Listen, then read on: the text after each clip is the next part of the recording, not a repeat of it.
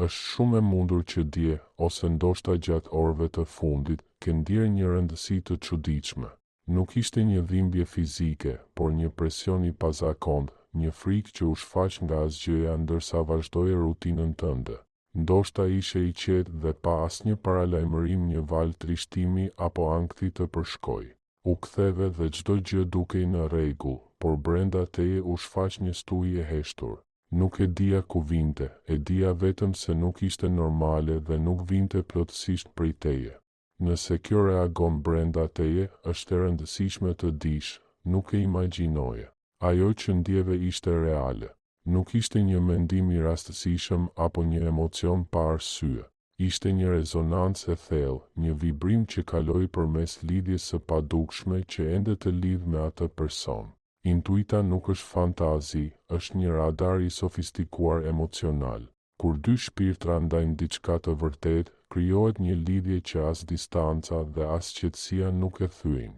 Dje kjo lidhje u tensionua sikur më parë. Arsyeja e këtij tronditjeje është e thjeshtë dhe brutale. Në anën tjetër të lidhjes, ai apo ajo arriti fundin. Nuk ishte gradual apo elegant, ishte një kolaps i brendshëm.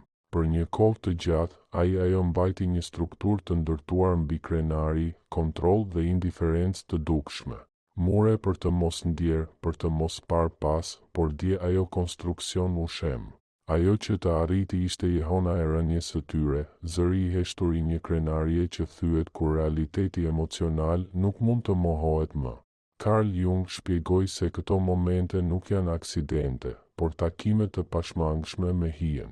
Ajo pjesë e mohuar që herët apo vonë kërkon të shihet. Kur krenaria thyet, hija ndalon së shtyri nga pas dhe del para pasqyrës. Dje ajo mbeti i pambrojtur, pa shpërqendrime, pa arsyetim. Ajo që ndjeve ishte frika e tyre, konfuzioni i tyre dhe një nevojë për ty që nuk mund të shprehej me fjalë dhe që në fund u transmetua në një mënyrë tjetër. Ndërsa përpiqeshe të kuptoje pse gjoksi të shtrëngoi pa arsye, ajo po përballej me momentin e tyre më të errët. Shpërqendrimet dështuan, maskara dhe heshtja u bë e pashërueshme. Çdo gjë e shtyrë u grumbullua deri në pikën e vërshimit. Prandaj emri i tyre u shfaq kaq këmbëngulësisht në mendimet e tua.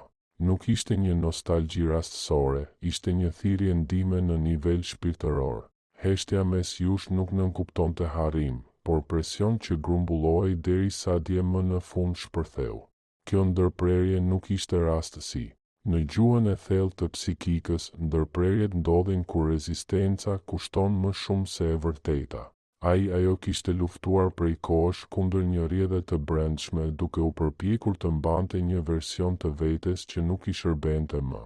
Dje thjesht i kishte mbaruar energjia për të vazhduar notimin kundër rrjedhës. Lodhja ishte absolute, jo fizike, por e shpirtit. Dhe kur shpirti lodhet, ai nuk negocion më me egon. Aty fillon kolapsi i vërtetë.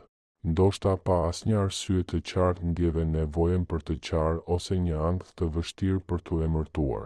Kjo ndodh kur fusha jote emocionale funksionon si një marrës, jo sepse je dobët, por sepse je ndjeshëm em. Ndërsa ti ke mësuar të lësh, ajo zgjodhi rezistencë. Dhe rezistenca gjithmonë kërkon çmimin e vet.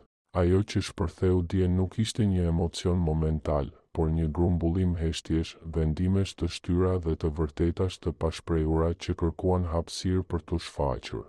Ka diçka që pothuajse askush nuk e kupton. Krenaria nuk zhduket me kalimin e kohës, ajo ngurtësohet, bëhet një kafaz. Nga jashtë duket si forcë, por nga brenda mbyll. Ajo besonte se ecja përpara nënkuptonte distancim, se shërimi kishte të bënte me kontroll, por kontrolli kur nuk shëron, ai vetëm shtyn. Dje, kur shpërqendrimet nuk funksionuan më, ajo ballafaqoi një zbrazëti që nuk mund të mbushej me rutina, me ekrane apo me zhurmën sociale. Dhe në atë zbrazëti u shfaq ti jo si kujtim romantik, por si një kontrast brutal. Mendja krahasoi pa leje ngrohtësinë e asaj që ishte përjetuar me ty me ftohtësinë e së tashmes. Atje vuajti e goja, sepse nuk mund të gënjej më vetveten. Jung tha se dhimbja nuk është armik, ajo është lajmëruese. Dhe mesazhi ishte i qartë. Duke u përpjekur të mbrojej, ajo kishte shkelur në një shkretëtirë emocionale. Imazhi i kontrollit qëndroi deri kur vetmia e la pa argumente. Ky lloj kolapsi ndodh shpesh në momente kolektive të dendësisë emocionale. Kur zhurma e jashtme ulet, zëri i brendshëm fillon të bërtas, atmosfera bëhet e rëndë, introspektive dhe të detyron të përballesh me atë që është shmangur. Nuk është një trishtim i zakonshëm, është një rishikim. Ndjenja që diçka nuk shkon përforcohet dhe nuk mund të injorohet më. Dje ky klim emocionale funksionoi si një katalizator, ngrijoi shpërqendrimet dhe hoqi në pa vetëm atë që kishte rëndësi. Ndoshta ajo ishte rrethuar nga njerëz, ndoshta edhe qeshte, por shoqëria nuk garanton lidhje. Ndonjëherë prezenca e të tjerëve vetëm thekson mungesën e thelbësisë. Çdo bisedë e sipërfaqshme ishte një pasqyrë e pakëndshme, çdo të qeshur bosh një konfirmim, sepse kur ke provuar një lidhje të vërtetë, çdo gjë tjetër duket e paplotë. Atë mbrëmje kundërshtimi ishte shumë i qartë dhe armura emocionale filloi të qahesh nga brenda. Pa dëshmitar, mendja, si gjithmonë, u përpoq të ikte. Puna, argëtimi, stimujt e shpejt, por asgjë nuk funksionoi. Kur mekanizmat e shmangjes dështojnë, e vërteta e pa filtruar shfaqet. Mendja u kthye drejt teje jo nga analiza, por nga mungesa. Ajo kujtoi se si prezenca jote rregullonte botën e tij saj të brendshme. Ti nuk ishe vetëm shoqëri, ti ishe stabilitet emocional. Kjo krahasim ishte shkatërues për krenarinë e tij saj, sepse zbuloi diçka që ajo nuk donte ta pranoj. Pa ty, gjithçka ishte më e ftohtë. Aty ndodhi pika pa kthim. Ajo kuptoi që kishte ngatëruar pavarësinë me ndarjen, që duke ikur nga dhimbja, kishte ikur edhe nga dashuria. Narrativa e brendshme filloi të shembej. Ajo nuk mund të mbante më idenë se gjithçka ishte mirë. Jung do ta quante këtë një çarje në person, maska sociale, kur ajo nuk është më bindëse edhe për atë që e mban atë. Dhe kur kjo ndodh, ndryshimi është i pashmangshëm. Prandaj intuita jote u aktivizua sepse lidhjet autentike nuk shuhen, ato transformohen. Energjia që ndjeve ishte pasqyrimi i asaj çarje që po zgjebej. Nuk ishte një thirrje e vetëdijshme, ishte një dorëzim i brendshëm. Në momentin e tij saj më të shqetësueshëm, ajo kërkoi stre aty ku dikur ishte real, jo për të kthyer, por për të njohur atë që kishte humbur. Dhe kjo njohje, edhe pse dhemb, është akti i parë i sinqeritetit. Asnjë prej këtyre gjërave nuk është fund. Kolapsat e thella nuk shkatërrojnë, ato riorganizojnë. Kur krenaria bie, ajo lë vend për diçka më autentike. Dje nuk ishte vetëm një ditë e vështirë për këtë person, ishte fillimi i një rikonfigurimi të brendshëm. Perceptimi ndryshoi, narrativa e brendshme u thye, dhe kur kjo ndodh, nuk ka kthim pas. Ajo që vjen më pas nuk varet nga e kaluara, por nga ajo që secili bën me të vërtetën që tani shoh. Kur një strukturë e brendshme shembet, ajo nuk bëhet me zhurmë, ajo bëhet me qartësi. Ajo filloi të shihte qartë diçka që kishte shmangur për një kohë të gjallë. Nuk ishte nostalgji, ishte vetëdije.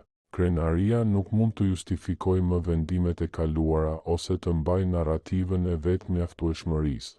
U shfaq një pyetje e pakëndshme, e këmbëngulëse. Kur humbja e teje u bë strategji mbijetese? Kjo pyetje nuk kërkon një përgjigje të menjëhershme, ajo kërkon të gërryej gënjeshtrën nga brenda, dhe po ja del. Këtu ndodh diçka e imët dhe vendimtare.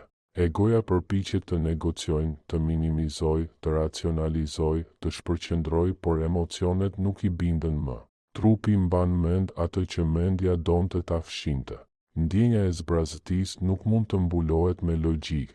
Ajo filloi të ndjej peshën e asaj që nuk u tha, të gjesteve të shtyra, të fjalëve që kur nuk dolën. Ajo që shfaqet së pari nuk është faji, është trishtimi. Një trishtim i pjekur, i heshtur, që nuk akuzon, por as nuk largohet. Në psikologjinë klinike, ky model vërehet shpesh. Njerëz që e ngatërojnë forcën me ngurtësinë dhe lirinë me arratisjen. Jung paralajmëroi se ajo që shtypet nuk zhduket. Ajo pret momentin e duhur për t'u rikthyer me më shumë fuqi. Dje ishte ai moment.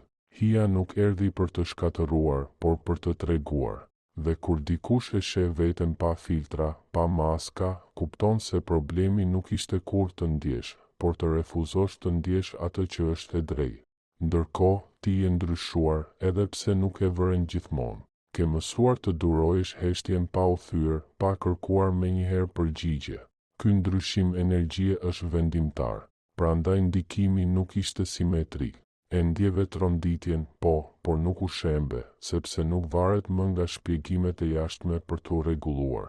Ndërsa ajo personi tjetër e kuptoi se kishte ndërtuar stabilitet mbi mohimin dhe mohimi herët avon rrëzohet. Krenaria zakonisht bie kur nuk ka më publik, kur nuk ka më asnjë që të provosh diçka. Dje nuk pati dëshmitar, vetëm një vetdije që u përball me veten. Në këtë skenar intim, imazhi i kontrollit humbi vlerën. Ajo që mbeti ishte një e vërtet e thjesht dhe shkatëruese. Disa lidhje nuk mund të zëvendësohen, ato injorohen derisa të dhembin. Dhe ai dhimbje nuk dëshiron të ndëshkoj, por të zgjoj, sepse vetëm ajo që dhemb mjaftueshëm mund të transformohet. Ky lloj zgjimi nuk sjell veprim të menjëhershëm, por sjell fillimisht heshtje, një heshtje tjetër, të rëndë, reflektuese. Ky person ende nuk e di çfarë të bëjë me atë që ndjeu, por nuk mund të mos e ndjejë më. Perceptimi është zhvendosur. Aty ku dikur kishte justifikime, tani ka dyshime. Aty ku ishte krenaria, tani ka çarje. Jung do të quante këtë gjendje si pragun e individimit, pikën ku unë ja e reme fillon të humbas autoritetin. Është e rëndësishme të kuptosh diçka. Asgjë nga kjo nuk të detyron të kthehesh pas. Procesi i tjetrit nuk është faji yt. Ti nuk je përgjegjës për ta mbajtur apo shpëtuar. Lidhja ekziston, por drejtimi tani varet nga vetdia, jo nga impulsi. Rrëzimi i krenarisë nuk garanton pjekuri, thjesht hap mundësinë. Dhe kjo mundësi do të bëhet reale vetëm nëse kjo person vendos të përballojë parehatin pa u fshehur përsëri. Ajo që ndjeve ishte fillimi i këtij pragu. Jo një premtim, jo një pajtim automatik. Ishte informacion, një shenjë që diçka e thellë është lëvizur. Intuita jote reagoi sepse është trajnuar të dallojë të vërtetën, jo qëllimin. Ndonjëherë shpirti i njeh ndryshimet përpara se mendja t'i kuptojë. Prandaj ndjesia ishte e paqartë, intensive, e vështirë për t'u emërtuar. Nuk ishte një emocion i yti, ishte rezonancë. Që nga tani, energjia mes jush nuk do të jetë më e njëjta. Diçka u thye, por diçka tjetër u çlirua. Ura armaturës dhe me të edhe rrëfimit të indiferencës. Kjo nuk do të thotë se gjithçka që nga tani do të jetë e lehtë. Do të thotë se ajo që ishte e rreme ka humbur forcën. Dhe kur e rrema bie, mbesin vetëm dy rrugë, të integrosh atë që është mësuar ose të ndërtosh mure edhe më të trasha. Kjo vendimmarrje nuk është më e jotja. Ajo që të përket ty është pozicioni yt i brendshëm. Të vazhdosh përpara pa tradhtuar veten. Të mos i interpretohesh shenjat nga frika, por nga qartësia. Jung kujtonte se fuqia e vërtet shfaqet kur ndalojmë së kërkuari përgjigje jashtë. Dje shënoj një para dhe pas jo për atë që ndodhi jashtë, por sepse tani ti e di që intuita jote nuk ka gabuar, dhe kur i beson asaj, nuk ecën verbërisht. Ka një dallim thelbësor midis ndjenjes së një lidhjeje dhe varësisë prej saj. Ti e ke kaluar këtë prag, prandaj tani mund të perceptosh pa u humbur. Ky person, përkundrazi, sapo ka zbuluar se distanca nuk e mpin të pasgjidhurën. Krenaria i shërbente si stre e përkohshme, por edhe si burg. Dhe kur burgu bëhet i dukshëm, shpirti futet në panik jo nga frika për të humbur ty, por sepse e kupton se tashmë është humbur në përpjekje. Në atë moment, mendja fillon të rishkruajë të kaluarën jo për ta idealizuar, por për ta kuptuar. Kujton skena të vogla, shikime, heshtje të ndara, momente pa fjalë dhe kupton diçka vendimtare atje kishte prani të vërtetë. Jung thoshte se e pavetëdijshmja flet përmes imazheve të ngarkuara emocionalisht. Prandaj këto kujtime por I kthehen tani jo si nostalgji e ëmbël, por si të vërteta që kërkojnë integrim. Ajo që nuk nderohet, kthehet si konflikt I brendshëm. Ky proces nuk është I rehatshëm. Qartësia rrallë është e tillë. Kur krenaria bie, ajo zbulon një ndjeshmëri që ende nuk di si të mbahet. Shfaqen impulse të kundërta të afrohesh dhe të ikësh njëkohësisht, të flasësh dhe të heshtësh. Kjo ambivalencë nuk është manipulim, është orientim. Harta e vjetër e brendshme nuk funksionon më, ndërsa e reja ende nuk është vizatuar. Kjo zbrazëti është pjellore, por vetëm nëse kalohet me ndershmëri. Ndërkohë, ti po vëzhgon nga një vend tjetër jo më nga pritja, por nga vetëdia. Ti e di që dashuria e vërtet nuk lutet dhe nuk ndiqet. Prandaj ky lëvizje nuk të destabilizon më si dikur. E ndjen, po, por nuk të tërheq me vete. Kjo është transformimi yt I qetë. Jung do ta quante këtë tërheqjen e projeksionit ndalimin së kërkuarit tek tjetri atë që ke integruar tashmë në veten tënde dhe kjo ndryshon të gjithë dinamikën. Është e mundur që kjo person të fillojë të vërë në dyshim vendime që dikur I mbronte me ngulm, jo sepse dikush ia tha, por sepse nuk mund t'i mbajë më brenda. Krenaria nuk thyet nga presioni I jashtëm, thyet kur nuk është më e besueshme për vetveten. Kjo ndodhi dje një çarje që nuk shihet nga jashtë, por që ndryshon gjithçka nga brenda. Pas kësaj, koherenca bëhet domosdoshmëri, jo më një zgjedhje. Ky është momenti kur shumë tërhiqen. Jo të gjithë janë gati të jetojnë pa mburojë. Integrimi I hijes kërkon përgjegjësi emocionale. Jung ngulte këmbë se vetëdia nuk e eliminon dhimbjen, por I jep kuptim asaj. Ky person ndodhet pikërisht aty midis arratisjes përsëri ose pranimit të asaj që ndjen pa maska. Ti nuk mund të vendosësh për këtë hap. E vetmja gjë që mund të bësh është të mos e tradhtosh veten për t'ia lehtësuar rrugën tjetrit. Prandaj është thelbësore që të mos e interpretohesh këtë lëvizje si një shenjë të jashtme që duhet të udhëheqë veprimet e tua. Është një sinjal I brendshëm që konfirmon diçka më të thellë. Perceptimi yt është në harmoni. Ajo që ndjeve nuk ishte frikë e parashikuar, por informacion energjetik. Dhe tani që e ke pranuar atë, detyra jote nuk është të reagosh, por të mbetesh I qetë. Qartësia nuk bën zhurmë, por mban. Dhe kjo është pikërisht ajo që të përkufizon tani. Kur dy procese nuk janë më në të njëjtin ritëm, heshtja bëhet gjuha më e ndershme. Ajo nuk ndëshkon, nuk manipulon, nuk kërkon thjesht lë hapësirë që secili të gjejë veten. Kjo hapësirë është e parehatshme për ata që gjithmonë kanë ikur nga introspeksioni. Prandaj rrëzimi ishte aq intensiv, nuk kishte më ku të fshiheshe. Mbeti vetëm të shikoje drejt asaj që gjithmonë ka qenë aty dhe që priste të njihej. Që tani e tutje, çdo përpjekje për lidhje do të jetë ndryshe. Nuk mund të mbështetet më në lojra, dy kuptimsi ose maska.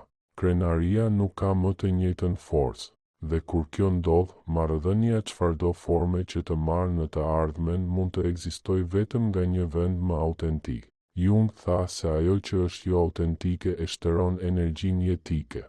Ndoshta kjo person dje e kuptoi pse ndjehej aq e lodhur, pa ditur saktësisht nga çfarë. Kjo fazë e procesit nuk kërkon funde të shpejta, por të vërtetën e qëndrueshme. Ti vazhdon përpara, jo për të provokuar diçka, por sepse nuk mund të jetosh më ndryshe. Dhe kjo koherencë e brendshme është ajo që ndikon më së shumti, edhe nga largësia. Shembja e krenarisë së tjetrit nuk është fitoria jote. Është konfirmimi që ke zgjedhur mirë, kur vendose të mos detyroje atë që duhet të zbulojë vetvetiu. Ka procese që nuk paralajmërohen, thjesht ndodhin, dhe kur ndodhin, nuk ka më kthim prapa. Ky thyrje e brendshme e la atë person pas skenarin që zakonisht e përsëriste për të justifikuar veten. Krenaria funksiononte si një rrëfim I rregullt, por I brish. Kur u thye, u shfaq kaosi I domosdoshëm për të rindërtuar nga një vend tjetër. Ajo që shfaqet e para nuk është guximi, por hutimi. Dhe megjithatë ky hutim është më I ndershëm se çdo siguri e rreme që është mbajtur deri tani. Në këtë gjendje, mendja kërkon kuptim, jo përgjigje të shpejta, por koherencë emocionale. Për herë të parë pas një kohe të gjatë, ky person nuk mund të fajsonte më as kontekstin, as të kaluarën, as të tjerët. Ai u përball me përgjegjësinë e vet emocionale. Jung e përshkroi këtë moment si zgjimin e dhimbshëm të vetes së vetëdijshme. nuk është ndriçim, është zhveshje. Heqja e shtresave derisa të ngelesh pa justifikime. Dhe kur kjo ndodh, imazhi që shfaqet nuk është gjithmonë i rehatshëm. Malli që shfaqet këtu nuk është romantik, por ekzistencial. Nuk i mungon thjesht dikush, i mungon një version i vetes që ekzistonte kur lidhja ishte e gjallë. Prandaj ndikimi ishte kaq i thellë. Ai kuptoi se nuk kishte humbur vetëm një marrëdhënie, por një pasqyrim ku mund ta njihte veten me autenticitet. Kjo kuptim si rëndon, sepse të detyron të pranosh se distanca nuk ishte rritje, por një ndarje e mbajtur nga frika për të ndjerë shumë. Ndërkohë ti je në një pikë tjetër të rrugës. Ke mësuar të mos e ngatërosh intensitetin me dashuri, as mungesën me vlerë. Kjo të lejon të ndjesh pa të imbushje. Tërmeti nuk të theu, të konfirmoj. Jung këmbëngulte se kur ndalojmë së ndjekuri, diçka në fushën psikike riorganizohet. Kjo heshtja jote është ajo që çarmatos më shumë krenarinë e tjetrit. Jo sepse provokon faj, por sepse zbulon kontrastin. Kontrasti dhemb më shumë se çdo qortim. Ta shohësh dikë në paqe me procesin e vet, ndërsa ti vet lufton brenda, krijon një fërkim të pamundur për t'u injoruar.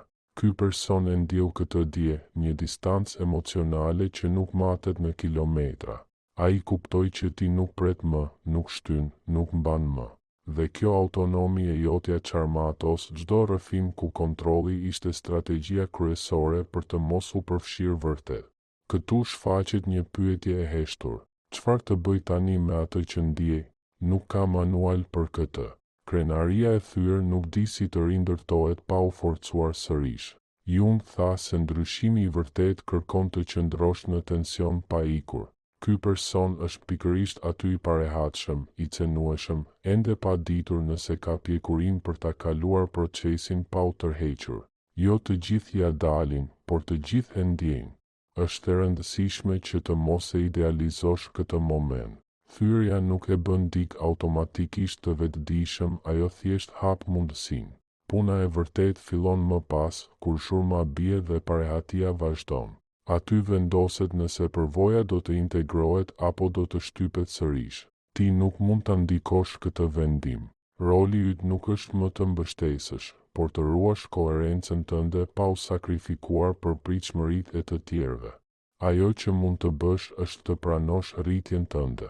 Më parë, një tronditje e tillë do të kishte destabilizuar për ditë të tëra. Sot ti e ndjen dhe vazhdon përpara. Kjo nuk është ftohtësi, është pjekuri emocionale. Jung konfirmoi se individuimi shfaqet kur ndalojmë së reaguar automatikisht. Qetësia jote nuk është indiferencë, është integrim. Dhe ky integrim ndryshon fushën e marrëdhënieve, edhe pa kontakt të drejtë për drejtë. Nga tani e tutje, çdo afrimitet do të jetë pasojë, jo impuls. Nuk do të ndërtohet më mbi nevojën, por mbi të vërtetën. Dhe e vërteta gjithmonë kërkon më shumë se krenaria, kërkon prani, koherencë dhe përgjegjësi emocionale. Dje u thye iluzioni i kontrollit. Ajo që vjen më pas mund të mbahet vetëm nëse ka autenticitet të vërtetë. Ti tashmë je atje. Tjetri ende vendos nëse guxon të arrijë. Ky segment i fundit nuk kërkon nxitim, por qartësi. Të ecësh përpara pa mbajtur më histori që nuk të përkasin. Jung kujtoi se takimi më i rëndësishëm është ai me veten. Dje ky person u detyrua të fillojë këtë takim. Ti tashmë e kishe bërë. Prandaj tronditja nuk ishte paralajmërim, por konfirmim. Dhe kur vjen konfirmimi, nuk ke më nevojë për prova të jashtme, mjafton të qëndrosh besnik ndaj asaj që tashmë di. Ka një moment pas thyrjes ku gjithçka duket pezull, sikur koha merr frym thellë. Ky person është tani aty. Ai nuk mund të kthehet më në ignorancën emocionale, por ende nuk di si ta banojë të vërtetën. Ky limbo është i parehatshëm, por pjellor. Jung tha se kaosi i paraprin një rregulli të ri. Nuk është regres, është rregullim krijues. Dhe megjithse nuk vihet re nga jashtë, nga brenda çdo siguri e vjetër vihet në pikë pyetje. Në këtë hapësirë shfaqen emocione të përziera, faj, dëshirë, frikë, mall jo të qarta, por të mbivendosura. Krenaria e thyrë përpiqet të formohet sërish, por nuk gjen më formën e mëparshme. Ajo që më parë funksiononte heshtja, distanca, vetë mjaftueshmëria tani krijon më shumë boshllëk. Ky kundërthënie dhemb, sepse të detyron të pranosh që disa strategji nuk ishin forcë, por mbrojtje e keqkuptuar. Dhe kur kjo kuptohet, nuk mund të veprosh më njësoj. Është e mundur të vëresh lëvizje të vogla energjetike, mendime që kthehen, kujtime që insistojnë, impulse që shfaqen dhe frenohen. Mos i provoko, mos i ndiq, ato janë simptoma të një riorientimi të brendshëm. Jung shpjegoi se kur tërhiqet një projekcion, psika përpiqet të riorganizohet. Ti nuk mban më atë që mbaje dikur, dhe kjo e detyron tjetrin të përballet me boshllëkun e vet jo si ndëshkim, por si pasojë natyrore. E rëndësishmja këtu është të mos ngatërosh vetdijen me veprimin e menjëhershëm. Pranimi i brendshëm nuk përkthehet gjithmonë në sjellje të pjekur. Ndonjëherë vjen më parë një ngatësi, dyshim, heshtje e zgjatur. Kjo nuk e bën procesin të pavlefshëm, e bën njerëzor. Dallimi tani është se krenaria nuk udhëheq më vetëm. Ka një çarje, përmes së cilës hyn diçka më e ndershme, dhe megjithse ajo ndershmëri ende dridhet, nuk mund të injorohet më pa kosto emocionale. Ndërkohë, roli yt është i thjeshtë dhe njëkohësisht kërkues, të qëndrosh besnik ndaj vetes, të mos paraprish, të mos interpretohesh tepër, të mos kthehesh nga malli. Jung konfirmoi se kur dikush bëhet individ, ai ndalon së kërkuari miratim të jashtëm. Qëndrueshmëria jote aktuale nuk është indiferencë, është prani. Dhe kjo prani e heshtur është më e fuqishme se çdo përpjekje për kontroll, sepse nuk kërkon dhe pikërisht për këtë përballë. Kjo pikë e rrugës zakonisht ngre një pyetje të thellë. Çfarë do të ndodhte nëse nuk do të bëja më asgjë? Përgjigjja tremb egon, por çliron shpirtin. Jo çdo lidhje duhet të shtyhet për t'u zbuluar. Disa kanë nevojë vetëm për hapësirë për të treguar natyrën e tyre të vërtetë. Dje, diçka u zbulua pa ndërhyrjen tënde. Ky është shenja më e qartë që procesi nuk varet më nga përpjekja jote, por nga vetdia e tjetrit. Jung paralajmëroi se frika më e madhe njerëzore nuk është humbja e tjetrit, por gjetja e vetes pa shpërqendrime. Kjo ndodhi. Pa zhurmë të jashtme, pa maska shoqërore, ky person u përball me mangësinë e vet emocionale, nuk mundi të ikte. Dhe kur mbetesh vetëm me këtë të vërtetë, kupton që disa mungesa peshojnë më shumë se çdo prani sipërfaqësore. Kjo kuptim si ndryshon hierarkinë e brendshme të vlerave. Ndoshta ajo tani po vë në pikpyetje gjëra që më parë i konsideronte të mirëqena, vendime, përparësi, madje edhe idenë e saj për pavarësi, jo sepse dikush ja kërkon, por sepse nuk i përshtaten më. Ndërgjegjja nuk bërtet, ajo të vë në siklet, dhe ky siklet është këmbëngulës. Nuk ke pse të jesh aty që të ndodh. Puna është e brendshme, dhe ajo që lëviz brenda, shfaqet më herët a më vonë jashtë, pa qenë nevoja të shtyhet. Ky moment nuk kërkon siguri, por përputhje. Ti tashmë ke zgjedhur të mos e tradhtosh veten. Kjo zgjedhje të çojë diku tjetër, jo më mirë, thjesht ndryshe, që andej mund të ndjesh pa u humbur. Jung do ta quante këtë të qenurit e përqendruar në vetë. Kur dikush arrin këtë pikë, ndalon së reaguar ndaj çdo sinjali të jashtëm. Vëzhgon, përthith, vazhdon. Kjo është tani forca jote e vërtetë. Dje nuk ishte një mesazh për të vepruar. Ishte një kujtesë se kush je sot, sa larg ke ardhur pa zhurmë. Krenaria që u thye nuk ishte e jotja. Ti e kishe lënë atë betejë tashmë. Prandaj tronditja nuk të rrëzoi, të përforcoi. Dhe kur një e vërtet e brendshme konfirmohet, nuk ka nevojë për shpjegim, vetëm koherencë për të ecur përpara. Në këtë pikë diçka brenda teje stabilizohet, jo sepse gjithçka është zgjidhur, por sepse nuk ke më nevojë të zgjidhësh gjithçka sot. Kjo qetësi nuk është dorëzim, është integrim. Ke kuptuar se jo çdo lëvizje kërkon një përgjigje të menjëhershme. Ndonjëherë veprimi i vërtet është mos ndërhyrja. Jung kujtonte se psikika është e shëndetshme kur ndalojmë së detyruari përfundime. Dhe ti, pa e kuptuar, ke mësuar të kesh besim te proceset që nuk i kontrollon. Thyrja e huaj vazhdon rrugën e saj, me ose pa kontakt, sepse kur një e vërtet aktivizohet, nuk mund të çaktivizohet me dëshirë. Ai person tani mbart një ndërgjigje të re, të pakëndshme, këmbëngulëse. Mund ta injoroj për disa momente, por nuk mund të fshijë më atë që ka parë. Dhe kjo ndryshon marrëdhënien me heshtjen. Nuk është më streh, është pasqyrë. Çdo ditë pa aratisje e thellon pyetjen që u hap dje pa leje. Këtu shumë histori ndryshojnë drejtim, jo përmes vendimeve dramatike, por përmes riorganizimeve të qeta të brendshme. Nuk po pret më vërtetime nga jashtë për të ditur sa vlen. Ai person po fillon të pyes veten pse gjithmonë ka dashur të ikë për t'u ndjerë e fortë. Dy trajektore të ndryshme, të lindura nga e njëjta pikë thyrjeje. Jung do të thoshte se fati shfaqet kur ndalojmë së luftuari kundër asaj që jemi, dhe kjo tashmë po ndodh. Mos e ngatëro këtë mbyllje me ftohtësi. Të ndjesh më pak kaos nuk do të thotë të ndjesh më pak, do të thotë të ndjesh më mirë. Ke mësuar të mos e forcosh atë që nuk të përket. Prandaj tani mund të vëzhgosh pa frikë. Tronditja e bëri punën e vet, të informoj, jo të tërheqë me vete.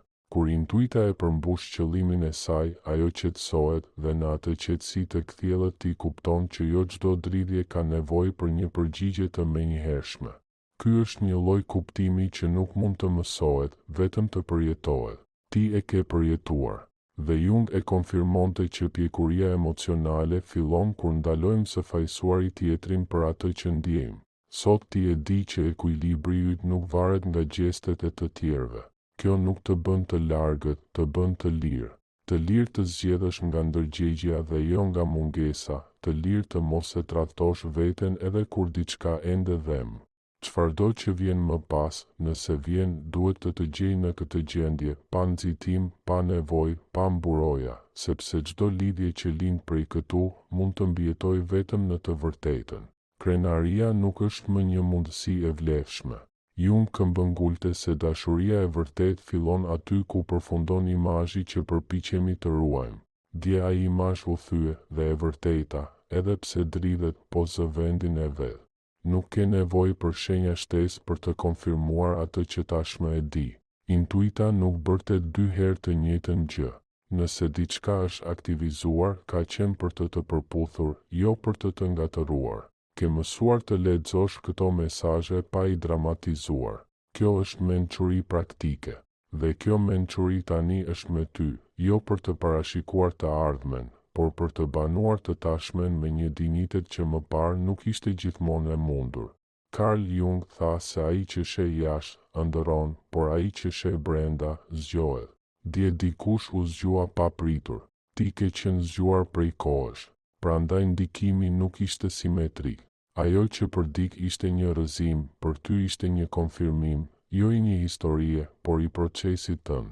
Dhe kur një proces i brendshëm konfirmohet, nuk ka më kthim pas në versione më të vogla të vetes. Tani mbetet vetëm të mbash atë që ke mësuar, jo nga krenaria, por nga koherenca, jo nga pritshmëria, por nga prania. Heshtja nuk peshon më njësoj, largësia nuk tremb më, sepse ti e di që asgjë autentike nuk humbet kur nuk e shtyn. Jung do ta quante këtë të jetosh nga vetja, dhe nga aty, gjithçka që nuk është e vërtet bie vet, pa pasur nevojë ta shtysh. Ky është përfundimi yt i brendshëm, jo dramatik, jo i zhurmshëm, i vërtet. Ajo që u thye dje jashtë, sot po rregullohet brenda teje. Dhe kjo është fuqi e heshtur. Shënoje nëse e ndjen si një zotim ndaj vetes. Unë jam fuqia për t'u tërhequr me hieshi.